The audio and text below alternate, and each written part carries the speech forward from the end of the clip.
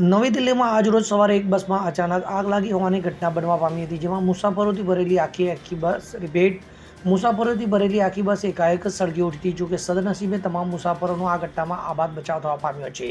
મળી આવતી સમગ્ર માહિતી મુજબ દિલ્હીના જગતપુર વિસ્તારમાં પસાર થઈ રહેલી બસમાં આગ લાગવા પામી હતી. જો કે આગ બસની પાછળના ભાગમાં શરૂ થઈ હતી અને ડ્રાઈવર કે મુસાફરો કોઈને એ સમયે તેની જાણ નહોતી. એ દરમિયાન પાછળથી આવી રહેલા એક બાઇક સવારે બસની ઓવરટેક કરી ડ્રાઈવરને આ મામલે જાણ કરી હતી, જેને લઈ ડ્રાઈવરે તત્કાલ બસ રોકી દીધી અને તમામ મુસાફરોને સલામત રીતે ઉતારી લેવામાં આવ્યા હતા.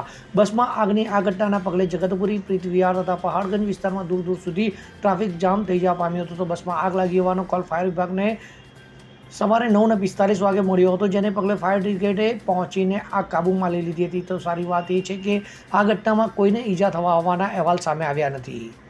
Bureau report, CN24 news.